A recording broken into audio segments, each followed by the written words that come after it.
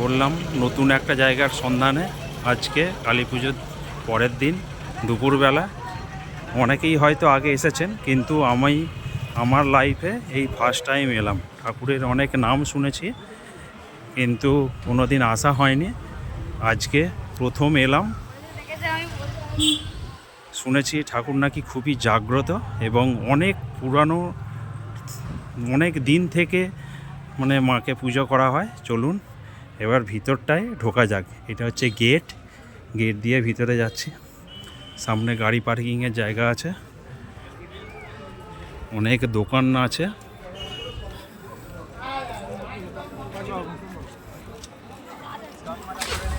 কাপড়ের দোকান আছে, তারপর পুজো দেওয়ার সামগ্রীর দোকান আছে।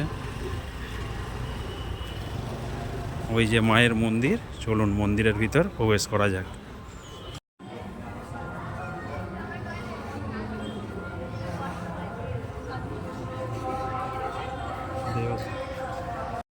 মন্দিরে প্রবেশ করি।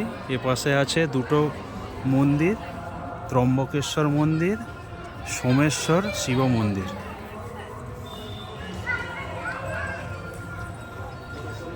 এ পাশে আছে রাজরাজেশ্বর শিব ও নন্দীশ্বর শিব, এখানে মন্দির। এটা হচ্ছে মায়ের মেন মন্দির। মায়ের মেন মন্দিরের সামনে একটা চালা করা আছে। মন্দিরের পিছন দিকে এলাম। এইখানে যত সম্ভব খাবারের জায়গা। ওই যে দেখুন, খাওয়া দাওয়া সারা হয়ে গেছে, ওই যে পরিষ্কার করছে। এখানে খাওয়া সারা, ওই যে পরিষ্কার করছে। মন্দিরের রাজবল্লভী মাতা ট্রাস্টের ম্যানেজার দেবদাস কুণ্ডু, সব স্মৃতিফলক করা আছে। এই যে লেখা আছে 40 টাকা দিয়ে কুপন কেটে প্রসাদ গ্রহণ করতে হবে।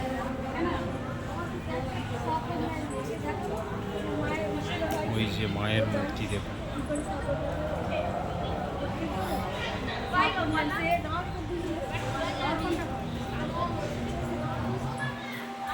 শুভ অক্ষয় তৃতীয়াতে পুনঃপ্রতিষ্ঠা হয়েছে।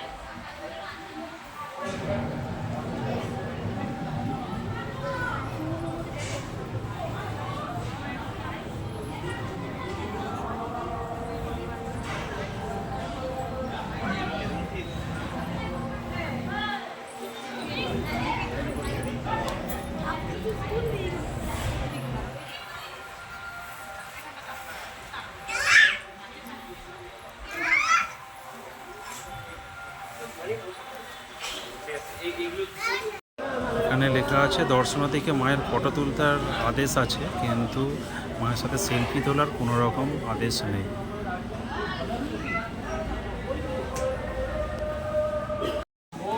মায়ের যে মূর্তিটি দেখছেন, এটা হচ্ছে শ্বেতকালী।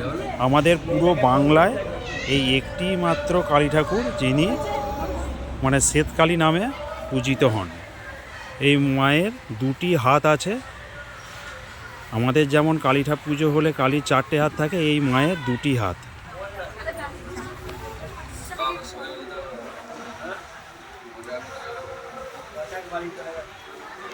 মায়ের মন্দিরের সামনে এটা একটা করা আছে, দেখুন, এখানে বলিদানের জন্য।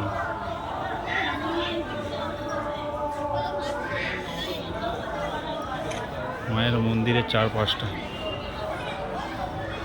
ওইখানে ওই যে দুজন ধূপ দিচ্ছে, ওইখানে ধূপ দেওয়ার জায়গা। এখানে পানীয় জল। এই পাশে একটা মন্দির, সামনে যে চালা বললাম, এই যে চালা করা আছে। আর ওই সাইডে মায়ের একটা পুকুর আছে। চলুন দেখি, পুকুরটা দেখাই।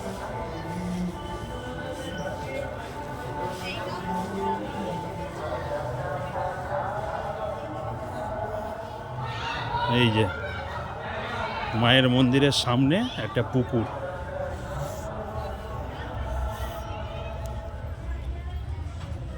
পুকুরেও বেশ বসার জায়গা আছে, খুব সুন্দর জায়গাটা লাগবে। আপনারাও একদিনের জন্য, একদিনও লাগবে না, কিছু সময়ের জন্য এসে মায়ের দর্শন করে যেতে পারেন। মন্দিরটা কেমন লাগলো অবশ্যই জানাবেন। আর একটা জিনিস আপনাদের জানিয়ে দিয়ে, কুপনটা বললো যে 10টার মধ্যে এসে কাটতে হয়, 40 টাকা করে কুপন।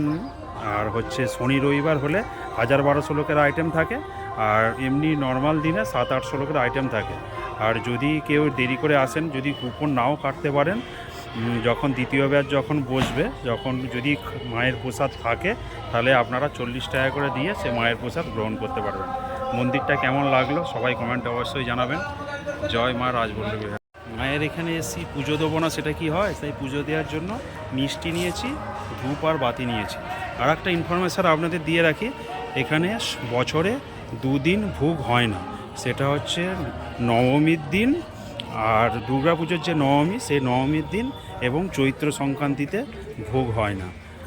আর একটা দোকানে যেগুলো কিনলাম তারা একটা কার্ড দিল, তারা বলল যদি ফোন করে আমাদেরকে বলে দেন আমরা কিন্তু কুপনটা কেটে রেখে দেবো। এই ইনফরমেশানটা আপনাদের দেওয়ার ছিল, এটা একটা গুরুত্বপূর্ণ ইনফরমেশান, আশা করি আপনাদের কাজে লাগবে।